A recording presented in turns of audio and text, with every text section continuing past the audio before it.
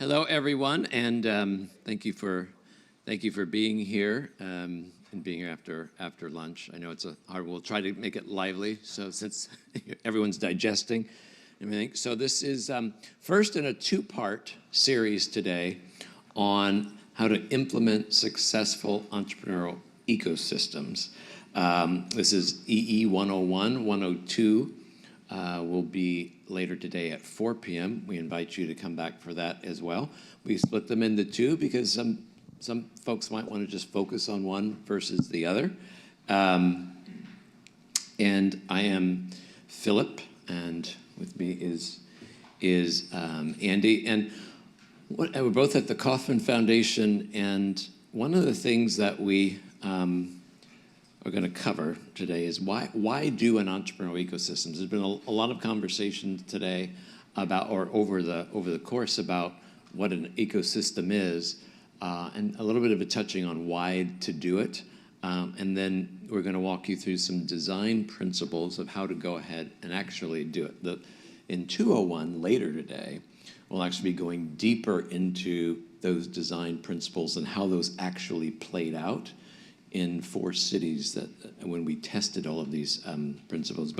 And then we'll do some Q&A as well. But I wanted to just start with how many people, I think Andy did this on stage the other day, how many people identify as an ecosystem builder? Excellent. And how many don't know what an ecosystem builder is? And it's totally fine, that's why this is 101.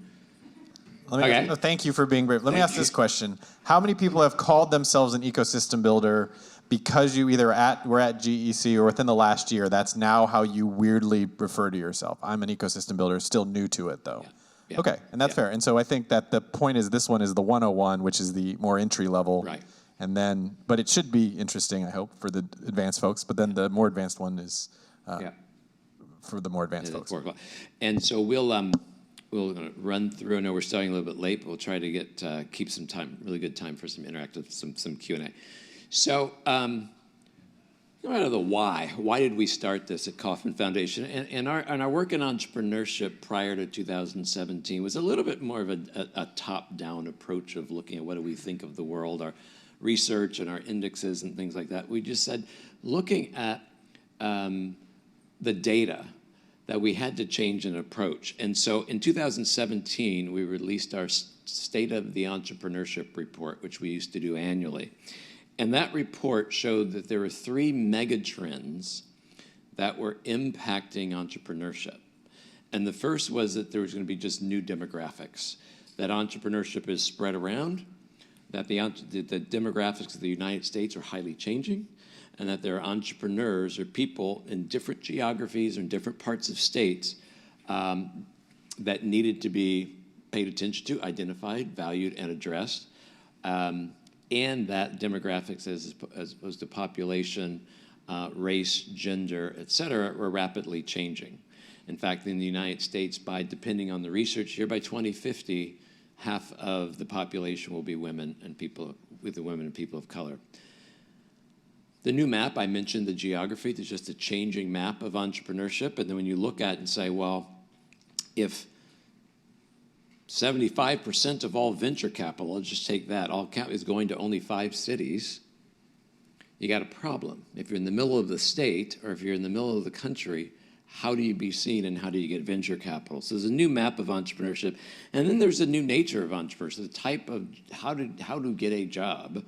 And that larger companies were no longer going to be responsible for the majority of employment. Until up about a year ago, it was still trending in the US that most net new jobs were created by companies less than 5 years old. And so we looked at those things and we said, this traditional way of entrepreneurship and economic development needed a new model, right? And we have to eliminate barriers, look at barriers and try to eliminate as many of these systemic barriers that are going to get in the way of people starting and growing businesses with all of these demographical, these megatrends at play. So that's the why, one of the whys behind it. Some of our other research was showing, okay, traditional methods just are no longer working, similar to what I just talked about. It's not about giving more tax incentives or infusions of capital to just an incubator or whatever. It's got to be broader than that. There's something else when people are not being included in the starting of businesses. You got to think differently. And so our research in 2015 was showing that it's an entire systemic thing that has to be addressed.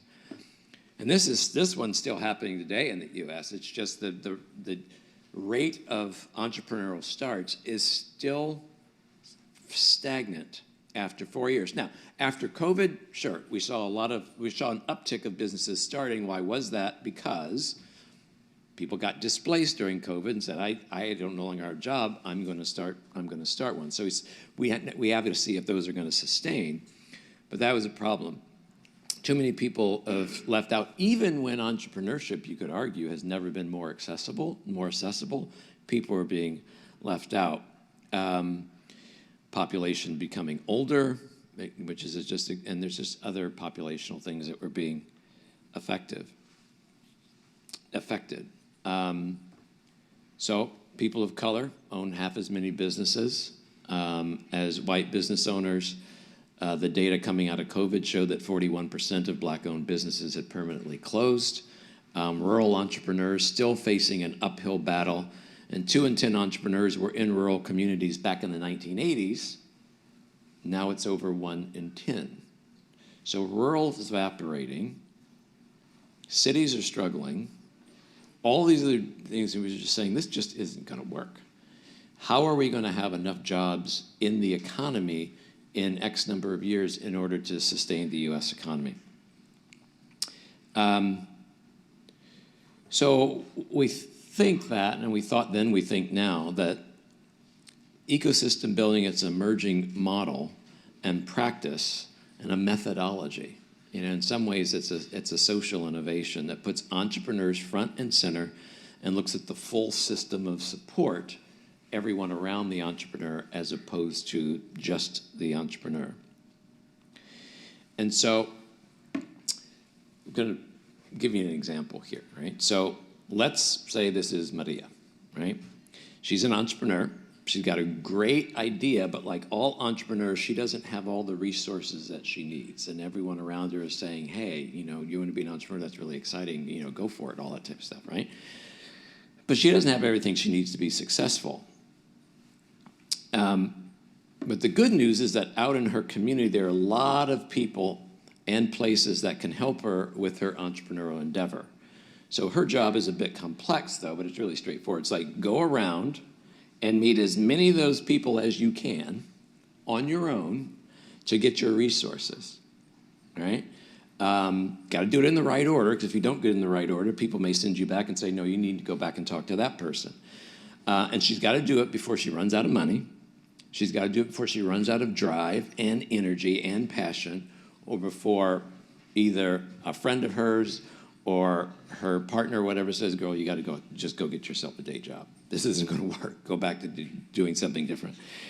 And so our job, all of us, ecosystem builders and community leaders who want to see more economic development, more jobs created, all of that, we have a very complex but a very straightforward job to do. Our job is to identify all of those resources for Maria before Maria shows up. Currently, what's happening is it's the reverse. The entrepreneur has to go through this maze, and some get lucky and some don't. So when we do that, and we do it for the entrepreneur, and she can easily find her way into the ecosystem, she can have success. And research shows that entrepreneurship, innovation, and creativity thrive in a dense network of people. Now, there are some networks that people immediately go to and say, and we'll get to this a little bit later, is, well, that's just Silicon Valley. Shouldn't we just be like Silicon Valley? We'll tell you later about why that's not necessarily the best idea. However, connectivity is very, very important.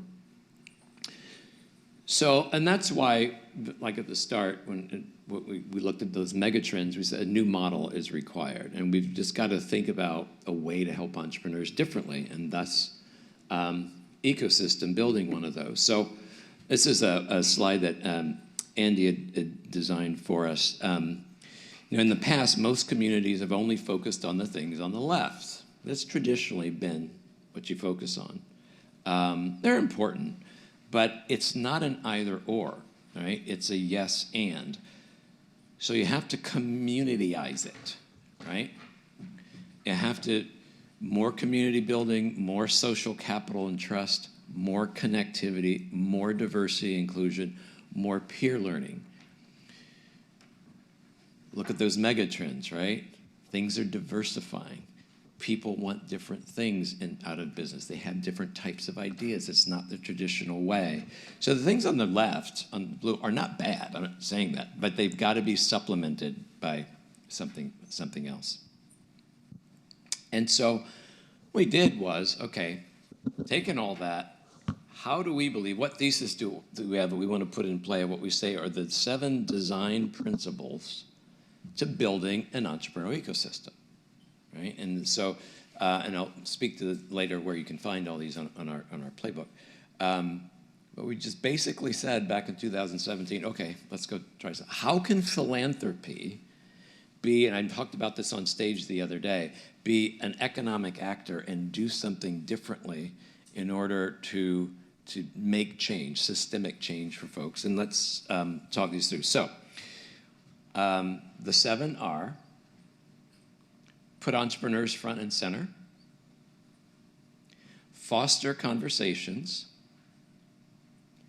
enlist collaborators, everyone is invited, live the values of your community, connect people bottom up, top down, inside out, outside in, tell your community's authentic story, and start and be patient. It can take time, right? And where do you find these? In our playbook at Kauffman.org/playbook, you'll be able to see it. So this is in our first playbook that we did in 2017, we just said everything's a draft, right? It's a draft playbook. It's still a draft playbook today because this is an emerging thing. But what we wanted to do was bring a number of ecosystem builders together. We did over 4 years in Kansas City, the 450 to 500 ecosystem builders to build a community across the country and to grow it bigger, as if to say, what are all the challenges that ecosystem builders are having? How do we co-design a playbook, and then how do we test it out? So Andy and I are going to run through these one by one. So I'll start on this one.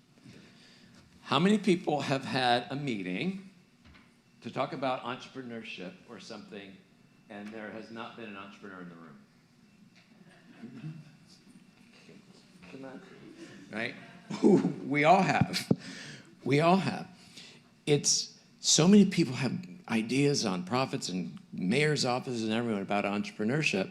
You have to make sure that you center the entrepreneur in your conversations, in your thinking, in your meetings, and everything else. It's a very easy thing to forget, which leads into the second one is about how do you foster those conversations? So one thing I just want to give a little context to as you're thinking through these design principles, since we're just in the 101 session, these are intentionally ambiguous and slightly vague, because as you know, as you listen to GEC, what works in Kansas City doesn't necessarily work in Perth. And as I always say, is if you've seen one ecosystem, you've seen one ecosystem. So if you all came to get the recipe on how to build ecosystem from the Kauffman Foundation, you're in the wrong room. But I will say these design principles were derived from a lot of literature and research, reading plus talking to people building ecosystems in the context of the United States mostly, though we did have people from about 10 countries participating in our group. And so these are intentionally vague. These are design principles, meaning you can use these in lots of different ways. They're, again, intentionally vague. Right now they might be confusing, but as we get through them, one of your challenges when you go home today is think through the 7 principles, and if you're designing a program, look at the principles and say which one of these apply here, or if you're breaking one of the principles with your program, then maybe you should pay attention to that. And a good example is principle 1, we're having a thing about entrepreneurs and there's no entrepreneurs involved, right? That might be a sign like, hey, we should invite some entrepreneurs. So this, again, these are meant to be intentionally vague and somewhat ambiguous, but they carry through all of our work. In our second session, later at 4, we're going to talk about some specific ecosystem building processes that we worked called the eShip Communities model, but we're going to be applying these principles. So give you the homework in the first session, and later you'll get to see them applied in real life. But this is also just sort of get your brain rolling. So this next one, principle number 2, foster conversations. So people all the time say in our line of work or social change work, when are we going to stop talking and get to the doing? And I want to actually reframe that with principle number 2. So ecosystem is a fancy word for community or network. So I'll ask this question. What is a community? Anyone want to try to give that a shot? What is a community? Anyone want to try to define that? Like-minded people. Like-minded people, okay. What's a community?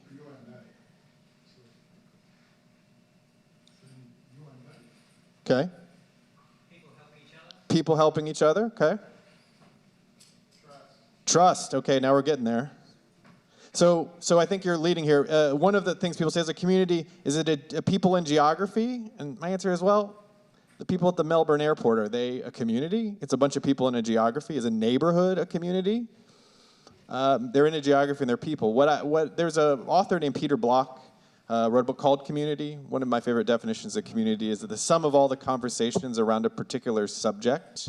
So if you want to create a Aussie football community, then get a group of people together and increase the amount of conversations around Aussie football, right? So if you want to create an entrepreneurial ecosystem or a community, foster conversations in your community about entrepreneurship and the possibility of this place. If you want to create one global ecosystem, create a thing where everyone comes together and increases conversations around entrepreneurship and the possibility of the global. You're at that conversation right now. That entrepreneurship ecosystems are actually made up of millions of small conversations between people and the actors and the entrepreneurs in our community. So how is your ecosystem building intervention fostering conversations that connect people, and to the point that was shouted out, increasing connectivity, trust, and collaboration? Design principle number 3. Yeah, and I just say on that, it's something that they had to knock us over the head as Kauffman Foundation about 12 years ago, because we had entrepreneurs in Kansas City coming to us all the time saying, well, who else in Kansas City could I talk to and whatever else? And they said, well, you're the Foundation of Entrepreneurship. Why don't you just call a meeting of entrepreneurs? Oh, that's a great idea. So we did that. And it started in our cafeteria 12 years ago, and it's turned into a national program called 1 Million Cups.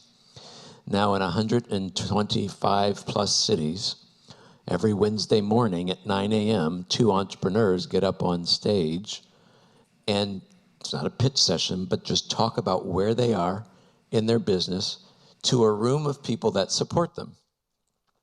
It became a community of support that's become a neighborhood almost once a week, and that was just off an idea that entrepreneurs had. And does anybody do Startup Huddle? So that model of Startup Huddle is actually based on the 1 Million Cups model. But recognizing when you see that picture of Maria in the system, conversations are the way resources and knowledge flow. So in a conversation, me talking into Maria, suggesting maybe an answer to one of her entrepreneurial questions or suggestions she go talk to somebody at maybe the university, that conversation is actually the atom of the ecosystem happening, right? Like if you do the atomic level of an ecosystem, it's conversations. So how does the work you do in your community foster conversations that lead to more connectivity and trust? Number 3, enlist collaborators. Everyone is invited. So, the initial inclination is to invite everyone to collaborate, but it has to be diverse, right? It has to be, and I always say, just ask this question, who's not in the room? That should be, right? And how do you find that person and let them know that they're invited?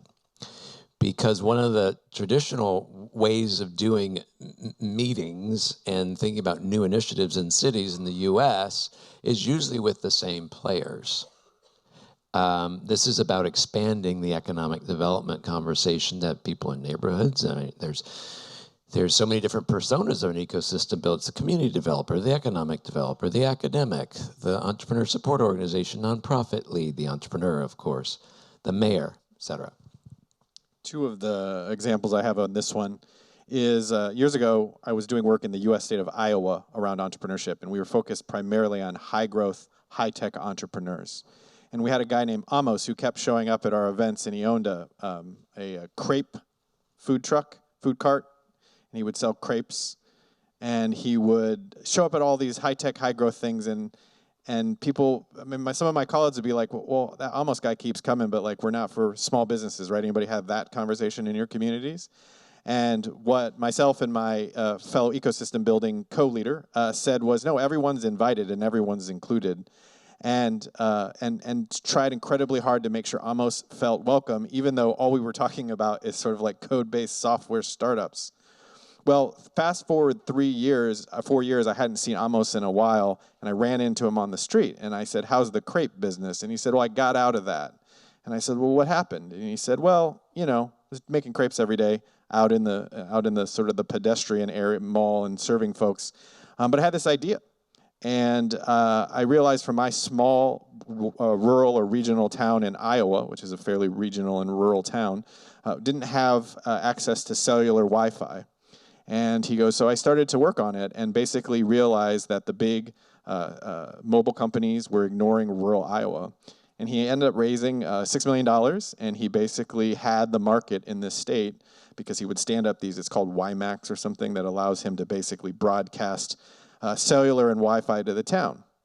But had when Amos shown up at the front door, being a guy who ran a crepe stand, and we said, well, this really isn't for crepe entrepreneurs, we would have dismissed him. And what he said to me is, well, I knew every time, because I asked him if those events were helpful, and he said, I always knew I was a different kind of entrepreneur than a crepe guy, but I needed some capital to get started, and your events helped me hang out with people who thought bigger than crepe stands. And again, you don't know who the high growth or high tech entrepreneurs are when they come in. And so creating environments where everyone is invited and intentionally included, and to Philip's point, to ask yourself at every event, who is not in the room? At every meeting, who is not in the room, and how can I intentionally make sure they're invited?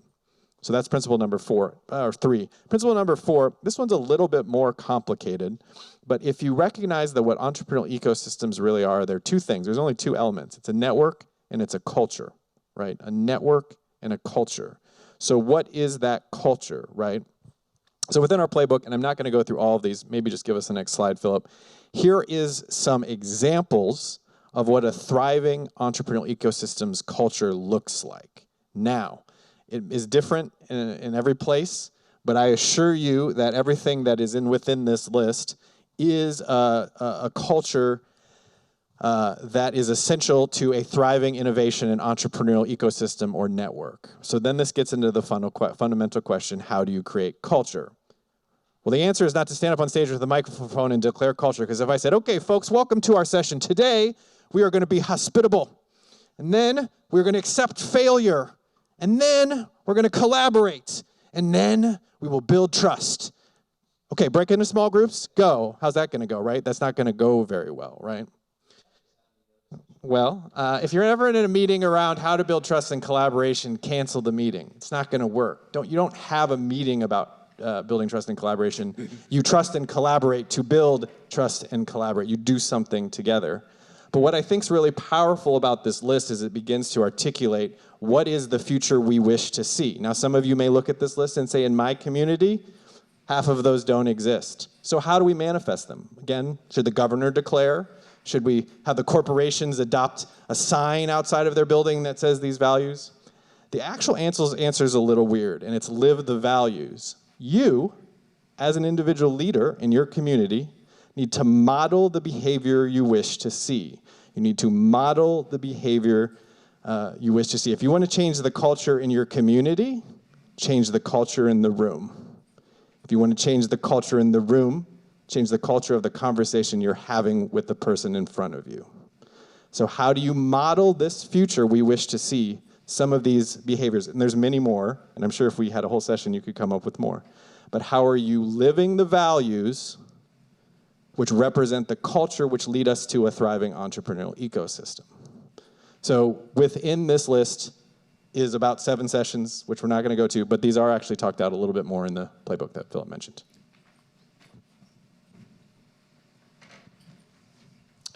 Connecting people, I touched on this a little bit earlier, is realize that in your community, there may be people in higher offices, not in offices, meaning political offices, what have you.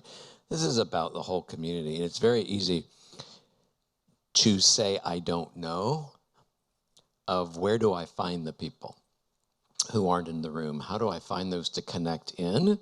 And there are neighborhoods and others, but it goes back to one of the reasons why this is at principle number 5, because enlisting collaborators and others is early, because you have to do that listening, and it's okay to say, I don't know who can help me find people that should be in this room.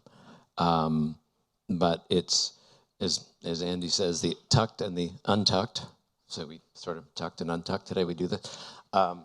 But sometimes we reverse it, but it's us versus them. It's just something to keep in mind. Let me talk to that real quick, just because you brought it up. I think it's helpful, and this is actually a great example right now. This really is. We didn't plan this actually. So there are 2 types of people in an entrepreneurial ecosystem: the tucked and the untucked. Okay, the untucked. This is like, I'm being slightly funny. For those of you, maybe English is not your first language, I'm being sarcastic to some extent, to make a point, which is the untucked people are often the creative people, the entrepreneurs, the innovators, the rebels, the people who don't like to follow the norms. They're often long on ideas and creativity and time, but they lack sometimes resources and access to networks. The tucked, and again, I'm exaggerating to make my point, are folks who are vice president of the Kauffman Foundation, CEO of a bank or your Rotary Club. They're the Gen directors. Oh God, here it comes. And the folks with the tucked in shirts got to their positions of power because they know how to make stuff happen and have access to resources. In most communities, the tucked and the untucked do not have a place where they meet. But when the tucked and the untucked people meet each other and you create an environment that says, hey, share your story, what are you about? It turns out everyone wants the same thing, which is a cooler, more awesome Kansas City. And the untucked bring a set of skills, and the tucked bring a set of skills. And when the tucked and the untucked come together, that's actually how ideas and resources flow through networks and ideas happen. But you have to create environments where those folks can come together. And I think one thing that's really great about like the Kauffman Foundation and our work is that Philip and I work for the same organization. And actually on my second day of the job, Philip did ask me if I had business pants, and I had to go get some.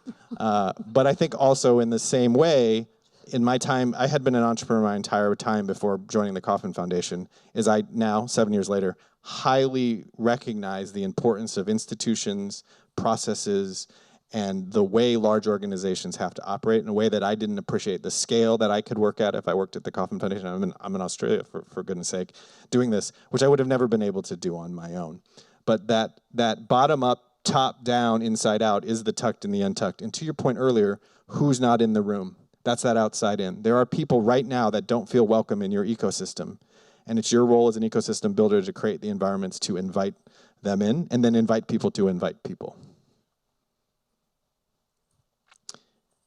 Telling your community's authentic story. How many people in here, well, actually, let me just ask this question. Does anybody study filmmaking or creative arts? So that was actually like probably about a quarter of the people here. I find it very interesting that people in ecosystem building often come from the creative arts. And I think one of the reasons is that in ecosystem building, you're trying to create a future that doesn't exist yet, at least in the way you have it in your head. And so in order to project that future, you have to convince people that that future is possible.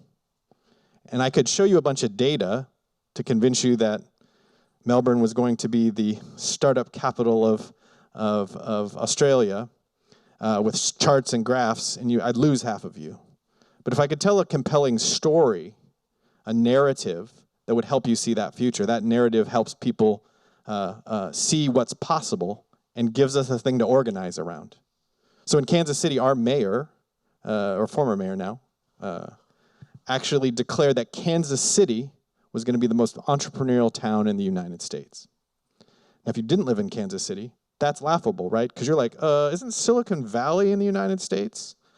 But what the notion and the declaration that Kansas City could be the most entrepreneurial city in America, in the United States, gave us something to organize around. And by the mayor declaring the story, it actually sort of incentivized people to organize around that vision. And a lot actually happened out of that declaration. But I think the key word here is also this notion of authentic.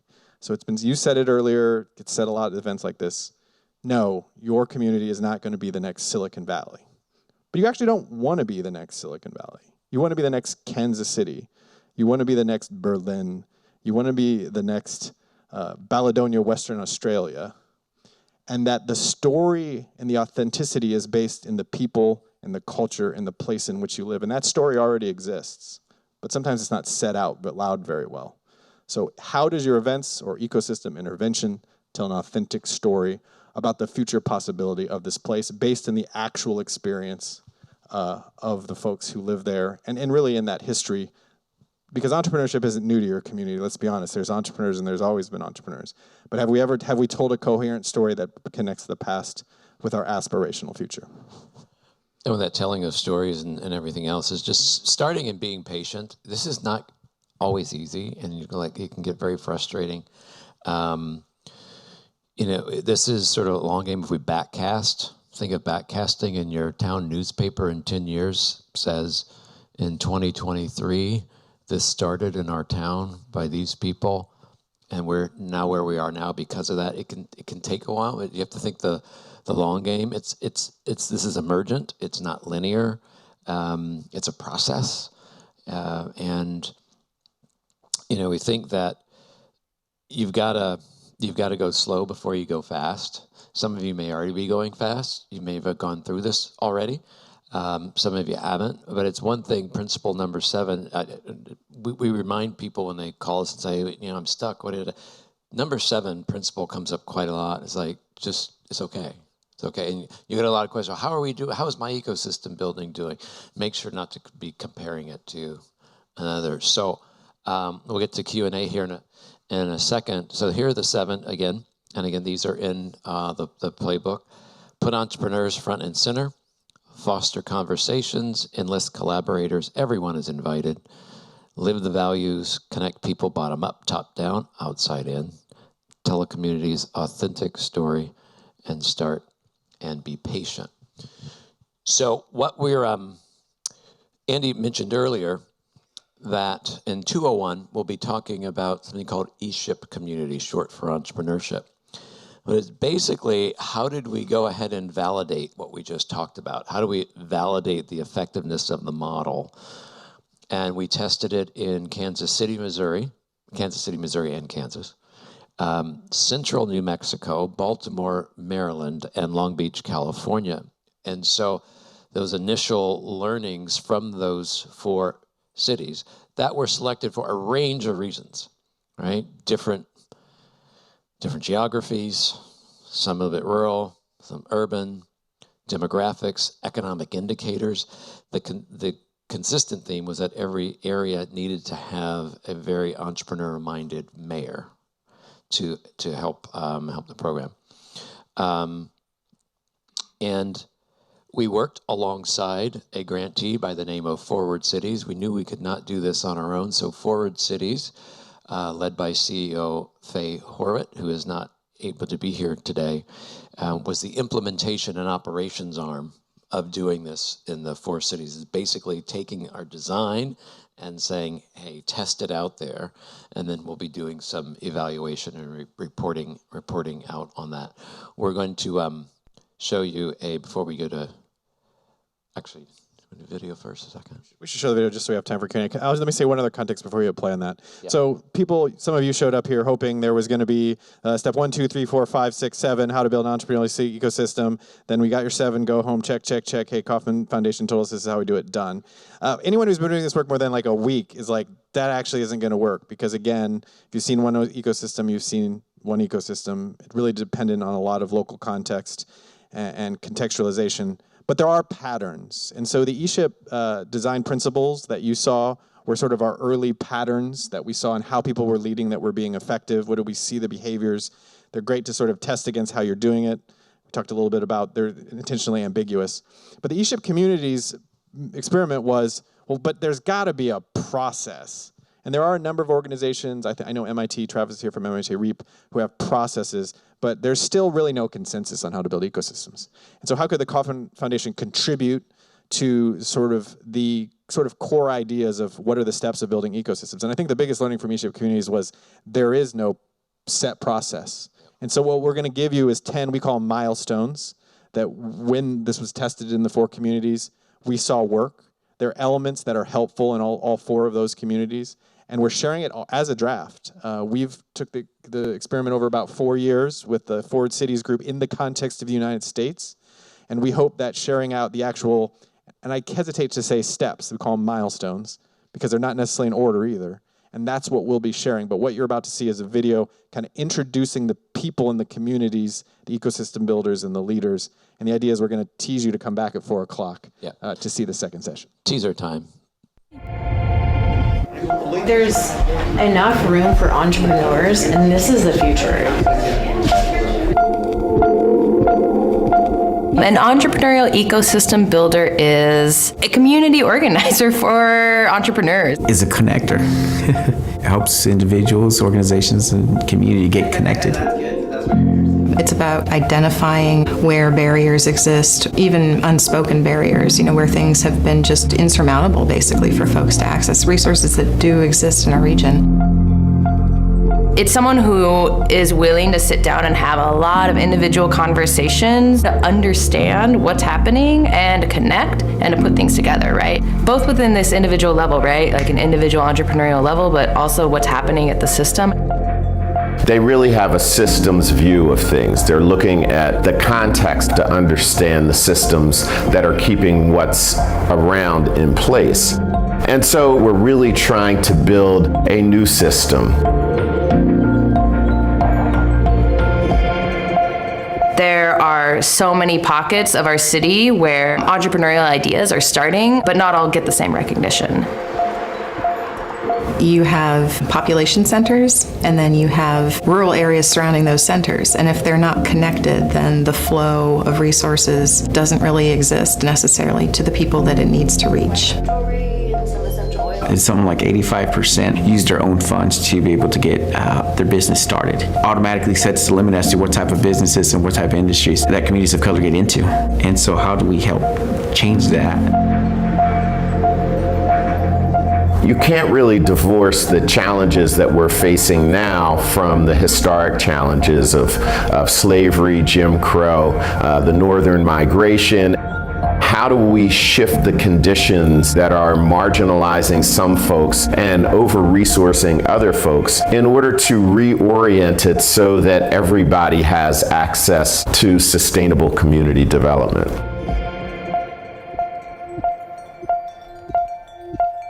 Even though we may struggle with similar issues, every community is different and we all need to be able to generate our own solutions. Fundamental to the mission of eShip Communities is targeting historically underrepresented entrepreneurs and business leaders. What neighborhoods are being left out of our city? Who all in community are being a part of talking about these discussions? In Baltimore, we're really trying to create a whole new context so that Black entrepreneurs can access everything that white entrepreneurs do, but we're doing it in a way that's culturally anchored and really connected to the way Black people work together. The neighborhoods that we're working in don't feel supported. And so how do we help these individuals feel that there's a culture and atmosphere in Kansas City where entrepreneurs feel supported and that there's bringing resources really back to those communities? I think a lot of those barriers can be addressed through cooperative approaches, but that level of organization has yet to be created. We're trying out some ideas we think might work, and we're saying, what's the chance someone in another town, city, municipality takes everything we learned and paints a picture of how to tailor it for your specific community?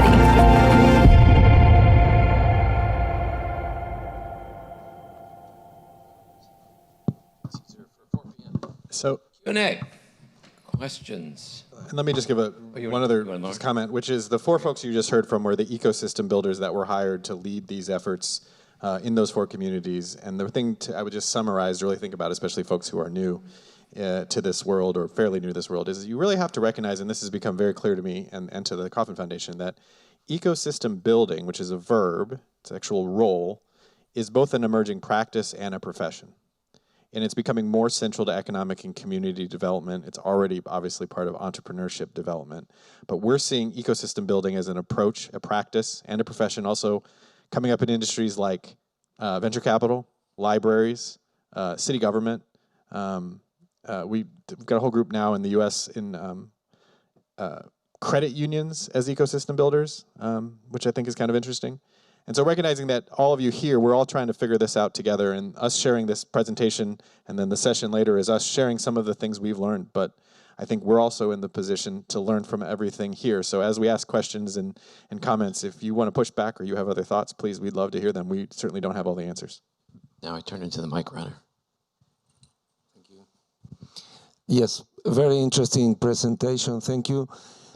I would like to hear a reflection on, when I hear your presentation, my feeling is that your approach to ecosystem and the output and outcome of the ecosystem maybe is not the same as the dominant approach I hear here about tech startups ecosystem.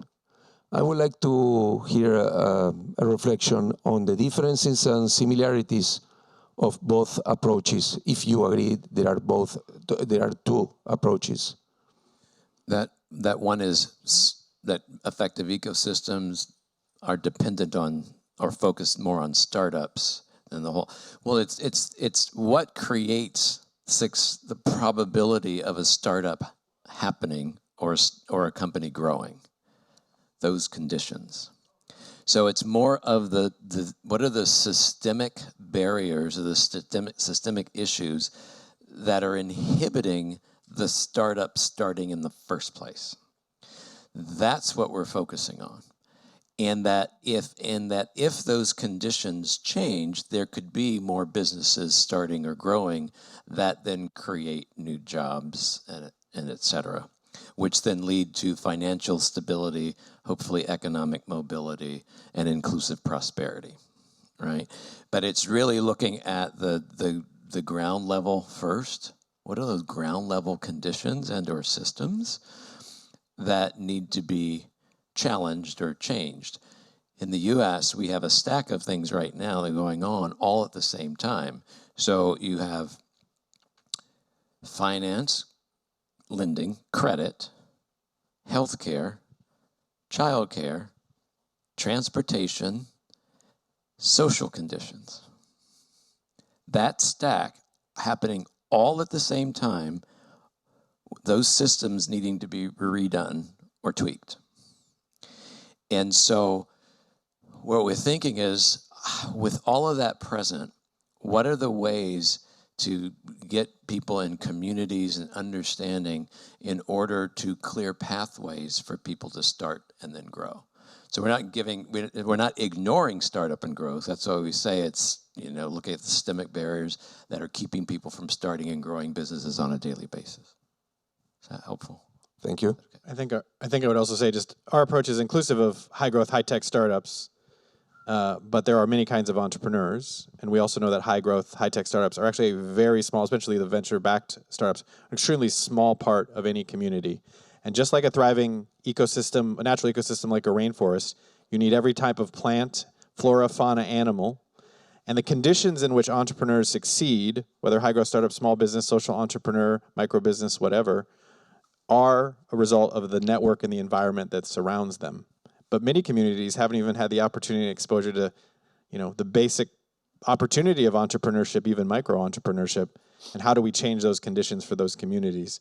I also think I always remind people, and it's nice to remind myself sometime, no entrepreneur sits around and goes, well, I'm a high growth tech startup, so I'm not going to go to the small business event. And nobody sits around and says, well, I'm just a small business.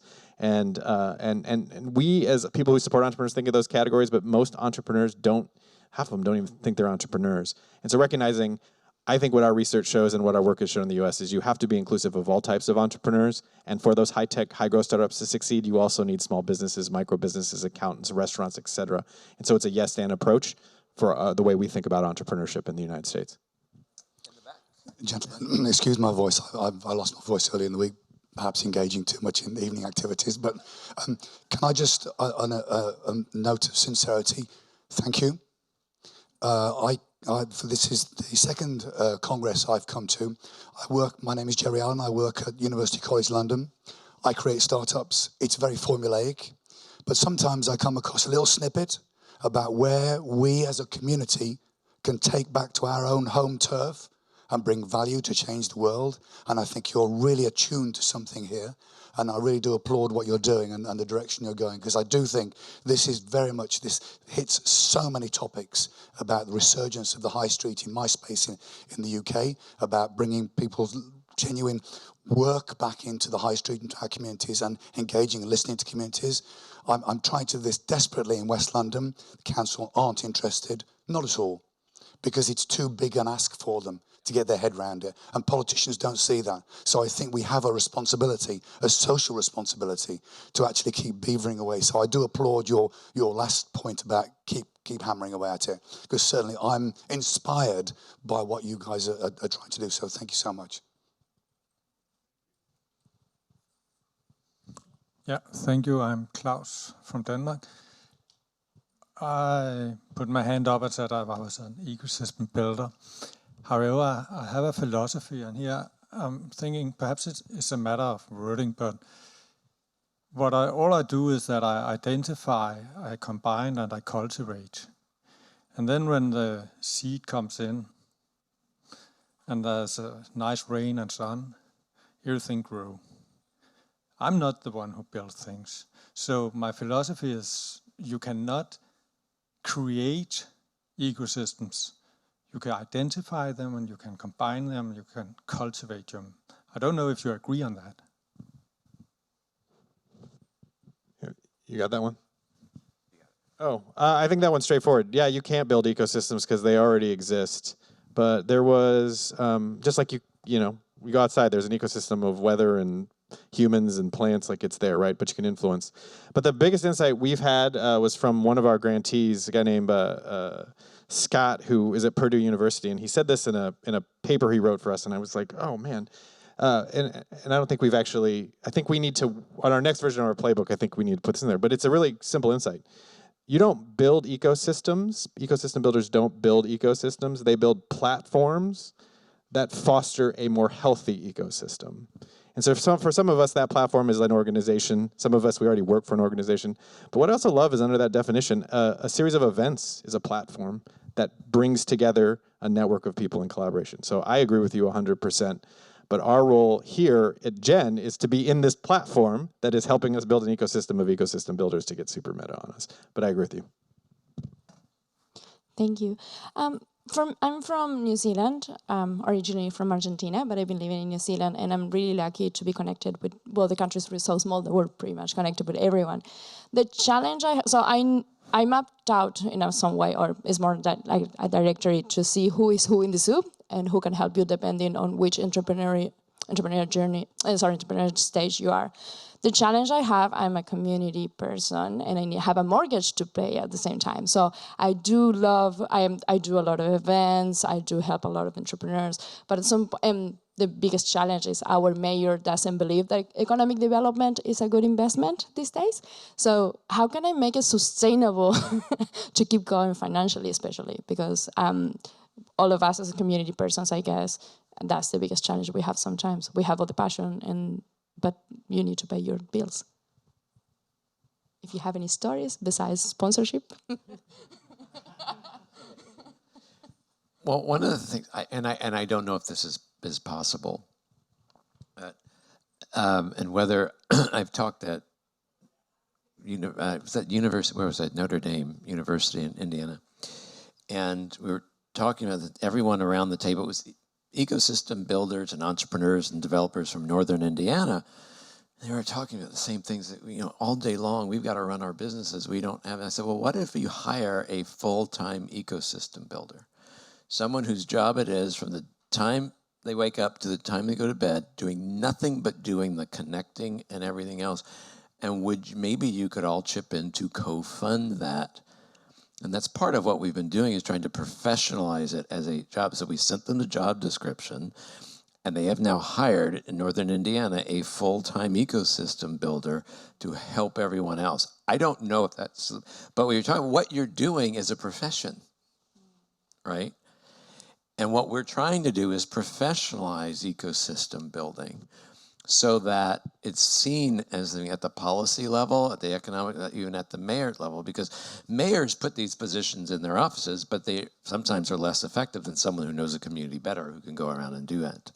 Any comment on that one? I would just add, just recognize if you are in this room and you feel underappreciated, first of all, look around you and recognize you're not alone. The second thing you really need to recognize, and it's kind of the key point of our presentation, is that building entrepreneurial ecosystems is a new model for economic and community development. And I can only really speak to the United States economy right now, but hopefully this applies in your community. 12 years ago, President Obama said the word startup in one of his state of the country addresses, and it was the greatest day of my life. I weirdly had a chance to meet him 2 weeks later, and I was like, wow, President Obama, you said startup. And he goes, well, do you have a startup? And I was like, I got a startup that helps startups. And he goes, oh, that doesn't make any sense, but keep going. Or he goes, I don't understand what that means, but keep going. That it was so foreign that even the president was like, I don't know what, and I didn't even try to say ecosystem builder to the president, right? But the question is, entrepreneur-focused economic development and ecosystem building, an actual thing, has been clearly answered by the U.S. government to the tune of about $30 billion in the last 3 years. The U.S. government is funding coalition-based, bottom-up, entrepreneur and innovation-centric, network-based, equity-centered, sorry, that was a lot of buzzwords I threw at you, to the tune of $30 billion US. And it's not, is this the future of economic development, but the US government is saying it is in the United States. Some of your countries are way ahead of us. I think we learned in Saudi, we were like, wow, if anyone's here from Saudi Arabia, we got a lot to learn because that's already baked in there. But for some of you who feel underappreciated, recognize the way the global economy is changing. This is how we will build and continue to build that. But you are the innovators. You are the pioneers of this. And the first person through the wall, it usually gets hurt. And recognizing the only way we can do this is to do it together. We have red letters yelling at us up here, meaning we're out of time. So I apologize. I think there was one more question, but and to be respectful for the next session. So that concludes the Andy and Philip Comedy Hour. But seriously, 4 p.m., if you'd like, the session, one of these rooms, will be Entrepreneurial Ecosystem Building 201, where we'll go into the steps, not only the steps, but give you examples of how our eShip Communities program played out. All right? Thank you. Thanks, everybody.